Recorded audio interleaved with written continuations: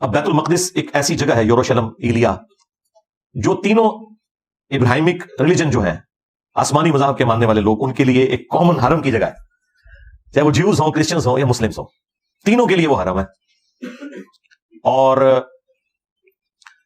جب نبی صلی اللہ علیہ وآلہ وسلم کی پیدائش ہوئی اس وقت آلموسٹ 500 سال ہو چکے ہوئے تھے ہیکل سلیمانی کو گرے ہوئے، کیونکہ 70 AD کے اندر 70 عیسوی میں نبی الاسلام کی پیدائش سے 500 سال پہلے ٹائٹس جو رومن ایک جنرل تھا، اس نے حملہ کیا تھا یروشلم کے اوپر.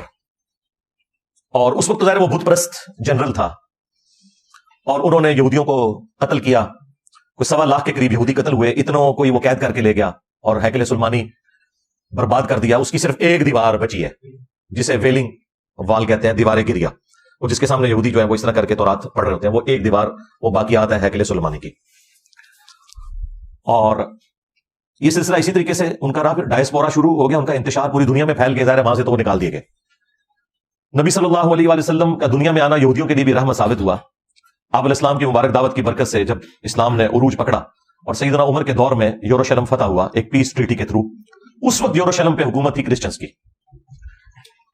جب ہیکل سلیمانی توڑا گیا اس وقت حکومت تھی رومن امپائر کی، جو کہ بت پرست ہے.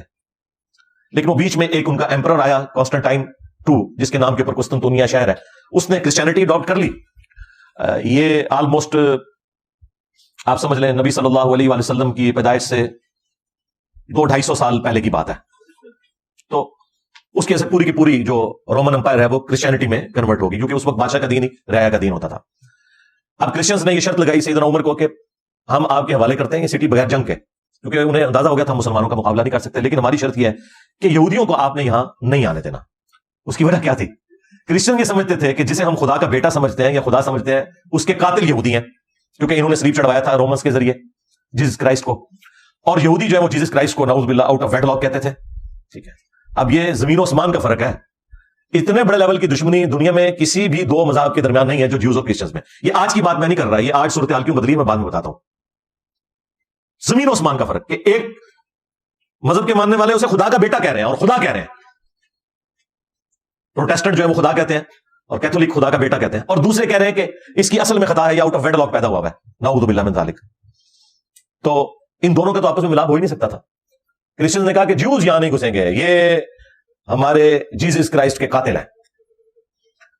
تو یہ بات ان کی نہیں مانی گی. البتہ ایک بات سیدنا عمر نے مان لی کہ ٹھیک ہے ہم انہیں یہاں آباد نہیں ہونے دیں گے، صرف وزٹ کریں، انٹرنیشنل سٹی سے ڈکلیئر کر دیں گے. کرسچنز بھی آئیں، جیوز بھی آئیں، مسلمان اوورال اسے دیکھیں گے. لیکن چونکہ یہ تینوں مذاہب کے لیے ایک ریسپیکٹیبل جگہ ہے، لہٰذا تینوں مذاہب کے ماننے والے لوگ زیارت کے لیے اپنے حرم میں آ سکتے ہیں.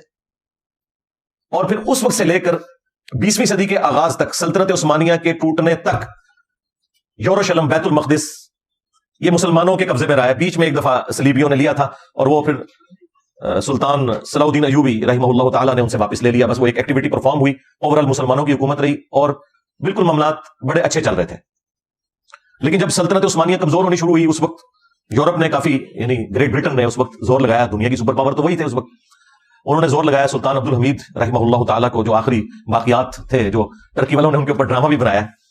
تو خیر انہوں نے تو بہت زیادہ ایگزیجریٹ کر کے اسے پتہ نہیں کیا کتنا بڑا بزرگ بنا کے پیش کیا. اتنی بھی بات نہیں تھی، لیکن بہرحال مسلمانوں کے مفادات کے پوائنٹ آف ویو سے اس بندے کی بہت بڑی کنٹریبیوشن ہے.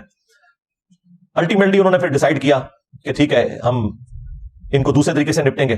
وہ پھر اللہ کی طرف سے کوئی حالات ایسے بنے، ورلڈ وار 1 شروع ہو گئی اور اس میں جرمنی کا ساتھ دیا سلطنت عثمانیہ نے، اور یہ پارٹی جو ہے وہ جنگ ہار گئی. فاتحین دوسری طرف تھے، گریٹ برٹن اور ان کے الائز سارے.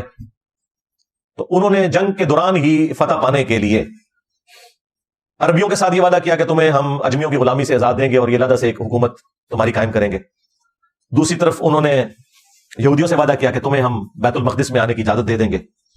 خیر دونوں کے ساتھ ہی وعدہ خلافی کی. بہرحال یہودی اسٹرانگ تھے، جو کہ فائنینشلی انہوں نے پھر زور لگایا. تو 1917-18 کے اندر بالفورڈ ڈکلیریشن ہوگی. بالفورڈ ایک شخص تھا جو ان کی طرف سے نمائندہ بن کے گیا اور ایک ٹریٹی سائن ہو گیا جس میں یہودیوں کو اجازت مل گئی کہ وہ دنیا میں کہیں بھی ہے نا، وہ یروشلم آ کے آباد ہو سکتے ہیں. اس وقت تک آپ سمجھ لیں آلموسٹ 90% کے قریب مسلمان ہی وہاں رہتے تھے، اور اتنے پرسنٹ علاقہ مسلمانوں کے پاس ہی تھا، وہ فلسطین کی وہ ریاست. بس پھر وہاں سے ایک سلسلہ شروع ہوا، کرتے کرتے جب پوری دنیا سے یہودی آ گئے. اس وقت آلموسٹ آپ سمجھ لیں 90 لاکھ 1 करोड़ के करीब है, 10 मिलियन के करीब यहूदी इसराइल के अंदर। ये पूरी दुनिया से आए हैं, क्योंकि उनके लिए एक मजहबी मुकाम था। यहां पे भी अगर वीजा खुल जाए तो सारे मक्के मदीने जाने के लिए तैयार नहीं हो जाएंगे। तो यही उनके लिए वो सारा मामला था। वो आगे और वहां पे उन्होंने जाहिर है जब वो आए थे तो उन्होंने जमीनें खरीदनी थी, और जब उन्होंने जमीनें खरीदनी थी तो जिनके पास ऑलरेडी वहां पे प्लॉट थे उन्होंने बेचने थे, जाहिर है। तो ये एक नेचुरल प्रोसेस था, ये कुछ साजिश नहीं हो गई थी।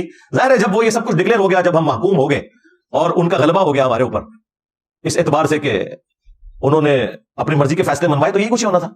1948 के अंदर फिर इसराइल की सरहदें कितनी घुसी हुई। फिर असल जो झटका मुसलमानों को लगा वो 1967 में जो 6 दिन की जंग हुई थी अरब वर्सेस इसराइल, जिसमें अकेले इसराइल ने सारे अरब मुल्कों को शिकस्त दी।